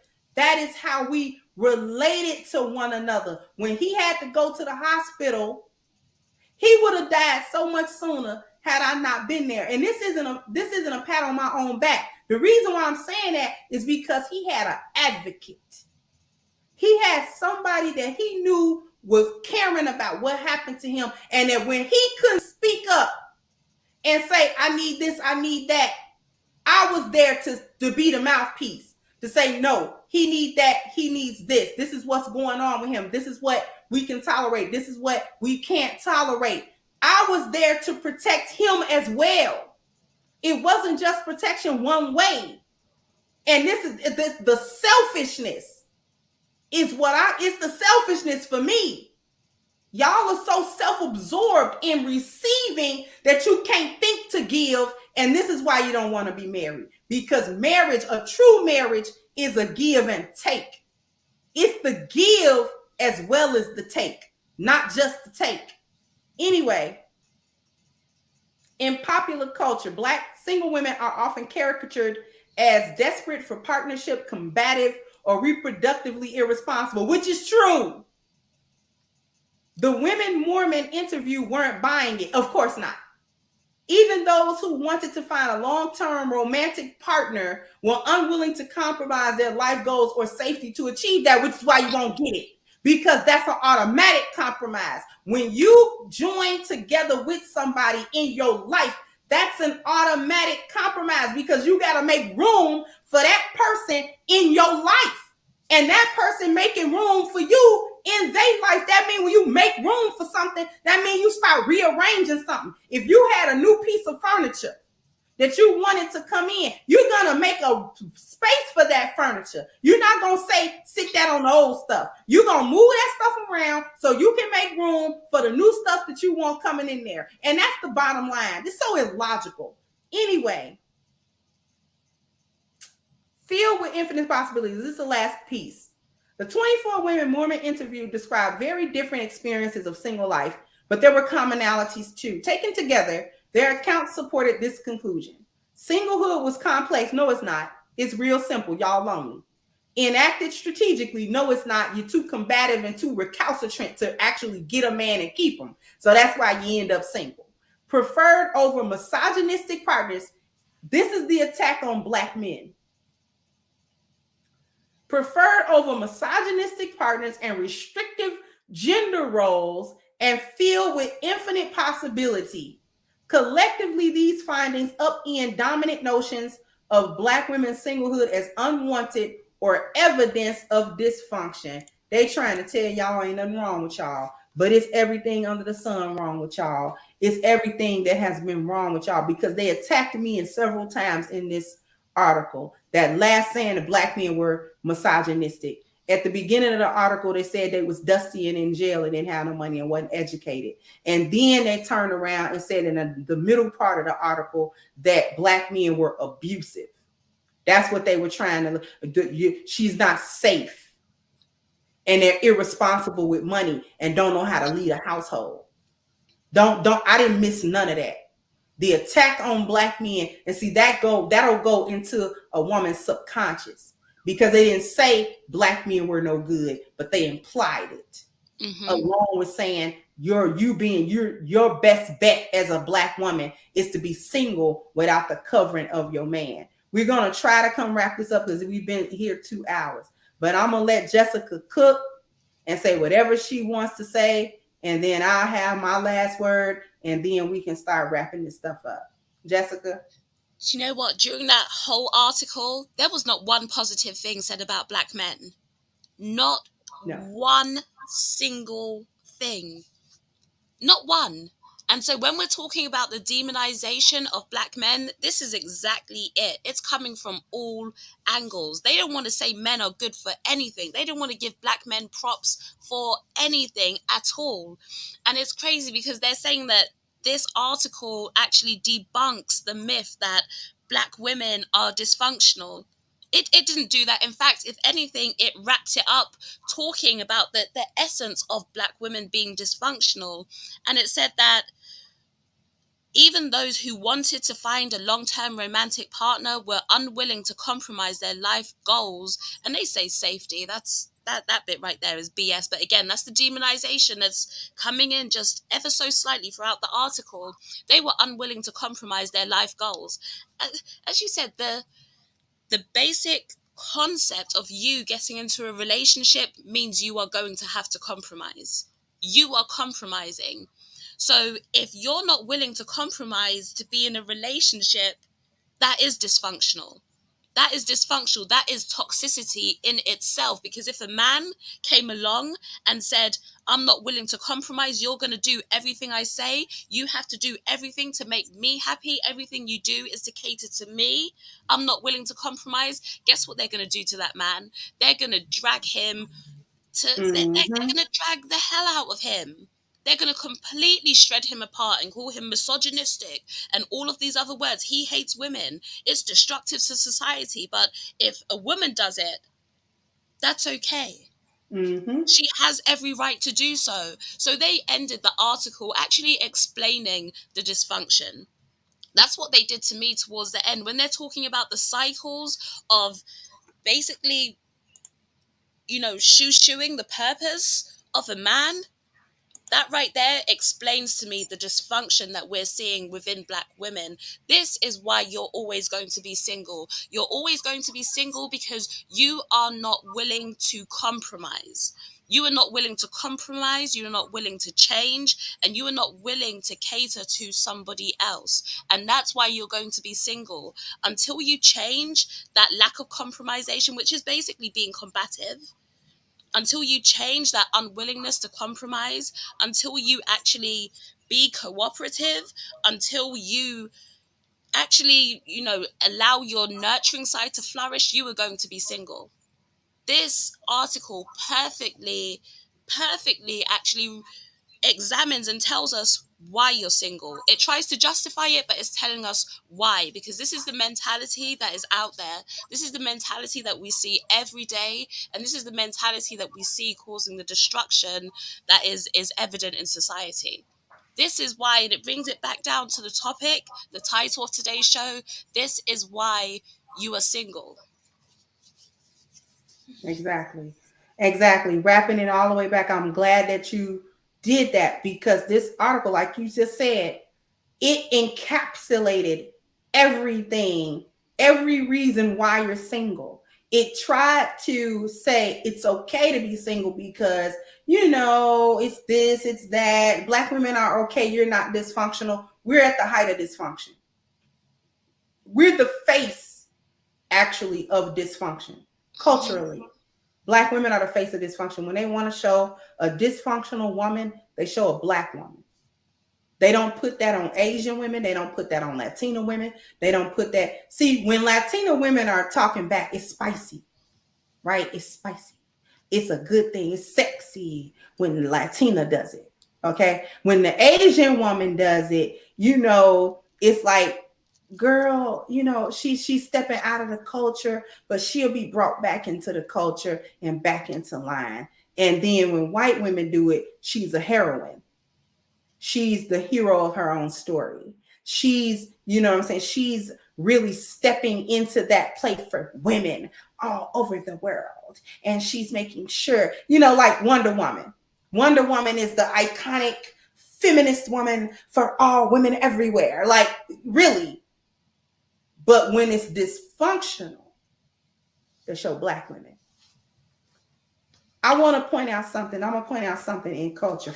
I don't know. Have you ever watched the cartoon The Incredibles, Jessica? No, not Okay. really. There's a cartoon, it came out a few years ago. Y'all should be, it's a Disney. The Incredibles. Okay? The Incredibles, put a one in the chat if you've seen The Incredibles. I actually like The Incredibles. But there was something that my sister and I spoke about that we noticed about The Incredibles. There was only one black superhero, Frozone, who was voiced by Samuel L. Jackson. Frozone's wife, which they never showed, but you know she's a black woman from the way she was speaking, was the only woman in that show that didn't support her husband. The main protagonist family was white.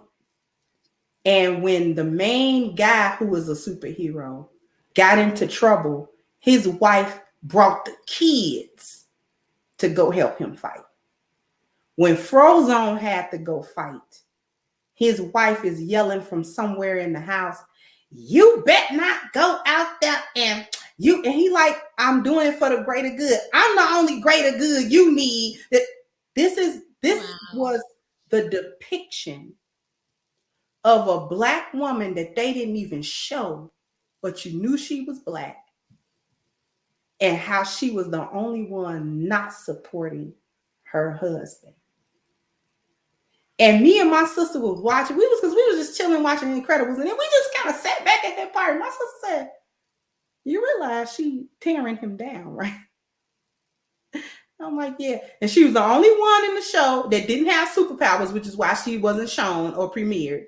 So she was jealous of him, which read out in her voice and what she was saying. She was actually jealous that the world needed him and not her. This is when they show black women we dysfunctional. They actually know we're dysfunctional. And then they turn around and try to tell us in articles like this that we not dysfunctional, that us not being able to hold families together, have intact families, have our 10 life values together in our life, from spiritual, health, family, appearance, dwelling, mobility, education, profession, leisure, and wealth. When we don't have these things together, we're actually okay. And that other people, and they convince black women that we're okay like this, in this dysfunction, while everybody else gets their life together according to them 10 things. And they keep black women, they keep us in that delusion. They keep us, and I got one more chart, the one I love to pull up. They keep us in the lost value system where wealth is at the top and spirituality is at the bottom, where there's no truth. There's absolutely no truth. This article was not true. They're not telling you the truth about who you are and who you're supposed to be. They're lying to you about your biology. They lying to you about the type of culture you should have. They lying to you about your place in the environment. And they're hoping that you continue to buy into the lie so that you can never raise yourself in your spiritual value. So you can never raise yourself above this base model, transactional, my value is between my legs type of situation and mindset that keeps these broken families. These men aren't walking away from families. There was no family to begin with. And that was on you as a woman, because you didn't make sure to have a marriage, to have your nest in order before you laid eggs in it. That's you. Like I said, the dirtiest, lowliest pigeon fix their nest before they lay eggs. And if you ain't got the sense God gave a pigeon, I don't know how to help you. Okay? I don't know. So if Jessica, if you have any last words, if you do, we can do this and then we can wrap up. It has been a pleasure to be here. Like I said in the beginning, you are so wise. Your perspective on this, I don't feel like you can get this perspective from anyone else. Literally, anybody else is covering things from this angle, from this depth, the knowledge that is there. Because I've been learning today the charts that you have that actually show everything so clearly, that piece it all together, is absolutely amazing. Amazing. If any of you guys here today are new to Kendra, please, please, please make sure that you subscribe to her. I know you probably already have because the content is amazing. But yeah, you summed it up perfectly. You summed it up perfectly. I feel like because you're just so astute and you touching it so well, I almost feel like I can't even add to it. It's there, because you touched on absolutely everything. It's like if I could articulate it in a way that I'd want to, in a perfect way, it would be how you just summed it up. I really appreciate that. And don't sell yourself short now. You were sitting up here cooking too. You had your pot going just like I did. So I was really enjoying hearing you speak about this stuff at length and at depth as well. I really, really enjoyed myself today. And I'm looking forward to more collaborations between you and between us and the other women in this space. And I want to say something to close out. You'll see, if you notice, if you're in this space we lovingly call the Black Manosphere, you will see the women forming up like Voltron, right? And I'm happy about that because we are of like mind, right? And we are forming up not to take over the manosphere or not to try to overstep the men. We are really trying to present a unified front for the real sisterhood, not the sisterhood of gynocrats and hyenas, but a sisterhood of women who understand. We red pill, we understand what's going on in the world, and we can speak to it from all different perspectives. Because I'm a middle-aged woman in the States.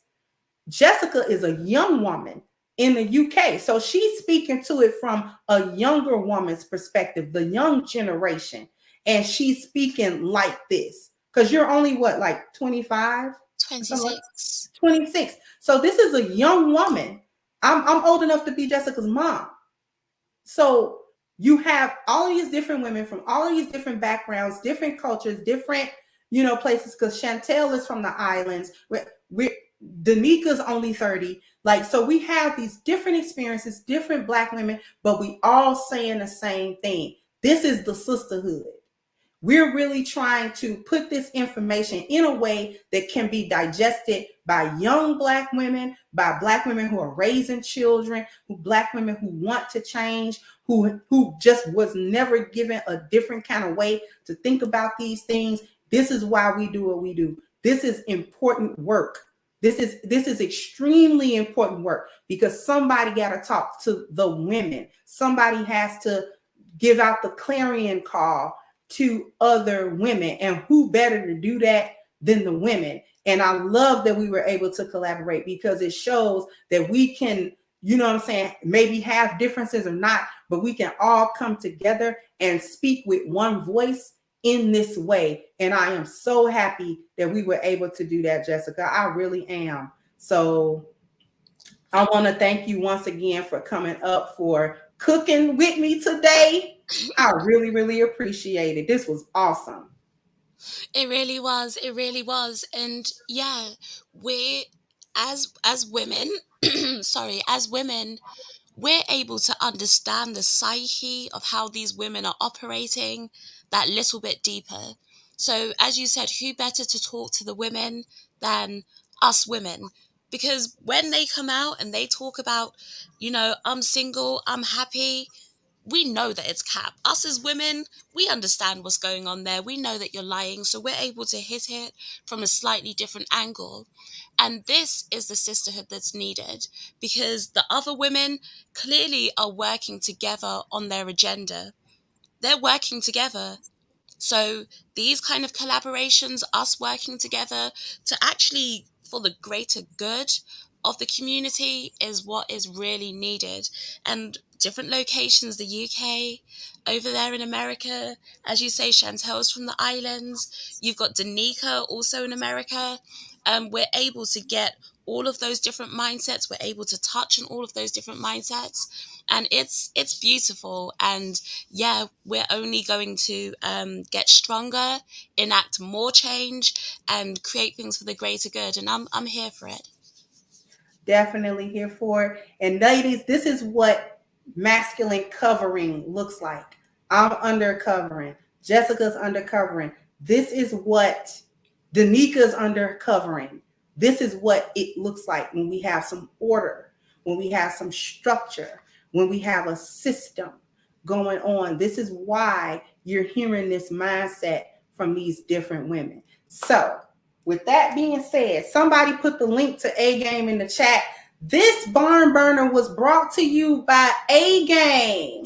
A-Game. A-Game, which is a male herbal solution with 21 wonderful herbs and no artificial ingredients that addresses a man's vitality, his strength, his energy, and his libido. So fellas, if you want to get on your A game, and ladies, you got men in your life that you want on their A game as well, then hit the link in the chat and you can get a discount using the code Kendra10 and have this box of awesomeness delivered to you. And for all of the terminology that I used today, you can find it. Somebody put the link. You can find it in the Black Manosphere magazine. Somebody put the link to the Black Manosphere magazine if you want to go ahead and support that and you want to know what the terminology is that we're using on this channel, you go ahead and click that. I want to thank Jessica. I want to thank all of the new people. Go and subscribe to Jessica's channel. Put her channel link in the chat. You guys go and subscribe to her if you are not subscribed to her. Once again, thank everybody for your generous contributions, for your Cash App Super Chats, and thank my team, without which this would not have been possible. I'm going to go ahead and wrap this up, and I will catch you guys on the next one. Bye-bye, Crimsonites. Hey, guys, please like, share, and subscribe to the channel and hit the notification bell. And if you've got more to say on the topic, leave a comment down below. Also, don't forget to support our sponsor, who so graciously supports this channel by clicking the description box and the link for A-Game at agameherbal.com. You can go ahead and get a 10% discount off of your next purchase using the code Kendra10. This has been yet another Crimson Cure production, and I'll catch you guys on the next one.